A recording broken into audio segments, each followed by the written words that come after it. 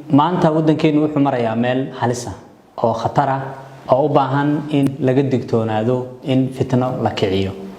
waxaan aad iyo aad uga xunnahay arinta ayaan darada ah ee ka dhacday Ceerigaabo. waxaan ka xunnahay muwaadinka la toogtay ee la dilay. ilaahay waxaan uga baryaynaa naxariistii janno, ehelkiisina waxaan u leenahay sabri iyo iimaan ilaahay ha idinka siiyo, ciwad khayr qabana ilaahay ha idin siiyo. waxaan ka xunnahay sidoo kale rabshadihii shalay Ceerigaabo ka dhacay iyo sida ay xukuumaddu uga jawaabtay iyo dadka dhaawac uu soo gaaray oo iyagana aan caafimaad u rajeynayno.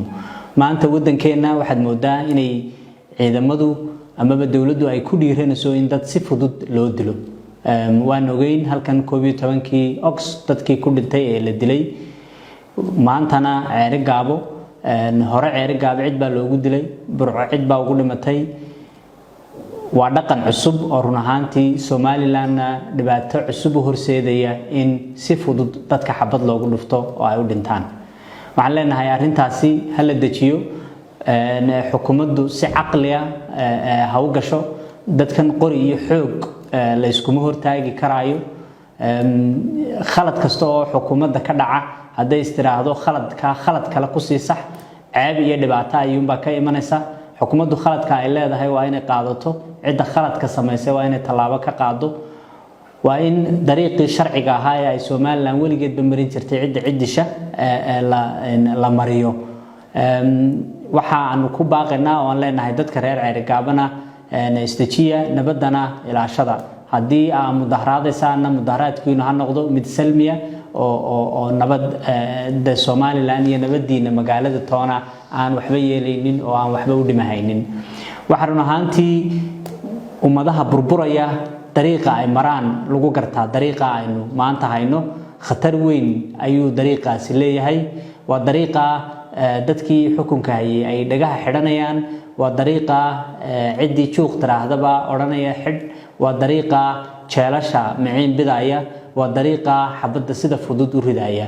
waxaan leenahay dariiqaasi meel xun bay nagu wadaa. horaanu nidhi, imikaanu odhanaynaa, dib baanu odhan doonaa. war ka jooga dadka la xidhxidhayo. waa tii shalay aad diidanaydeen. waxyaabaha qaar waxaa run ahaantii dadku ay isweydiinayaan shalay madaxweynuhu waxaa maanta dhacaya oo dhan mid aanu ka hadalin ma jirto. maanta muuse haddii la yidhaahdo iqra' kitaabak oo akhri kitaabkaagii hore, kitaabkaasi wuxuu sheegayaa ficil kasta oo uu maanta sameeyey isaga oo duuban oo record garaysan oo shalay ka soo horjeeda. hadduu suldaan xidhay, hadduu siyaasi xidhay, hadduu cid cabiriyey, hadduu cid dhibaato u geystay, intaba isagoo le Somaliland ku dhismi mayso. madaxweyne annaguna maanta tii baanu ku leenahay intaa aad shalay lahayd dib u dhageyso oo maanta adigu isku dheh. intaa aad shalay ka hadlaysay ayaa runtii ah, taasaa xaqiiqadii ah. Somaliland salaadiin la xidho, siyaasiyiin la xidho, dad la caburiyo, dad la toogto, midnaba kuma dhismayso, midnabana hore uguma soconayso. adna kursiga sidaa kuma joogi karaysid. kursiga sifo sharci ah ayaad ku timo, waa lagu doortay. sifo sharci ah baanad ku joogi kartaa. xoog cid allayaale cid maanta qarnigii 21aad ku joogi kartaa walloonay u jirin. taas in qalbiga loo sii daayo oo la ogaado Somaliland waxa ay ku dhismaysaa wadajirkeedoo la ilaaliyo, midnimadeedoo la ilaaliyo, shuruucdeedoo la ilaaliyo, nabadeedoo la ilaaliyo. dadka xabad lala dhaca ku dhismi mayso, dadka oo la iska xidhxidha ku dhismi mayso, dadka oo lala ficiltamo oo la dabaguro kuma dhismayso. ragga waaweyn ee mas'uuliyiinta waxaan leenahay taariikh baa isqoraysa. waxa aad samaynaysaan waxa ka dhalan kara u fiirsada. laakiin wataciyaha udunun waaciya, qofkii caqli leh iyo dhagihii garaad leh ayuunbaa intaasi garanaya.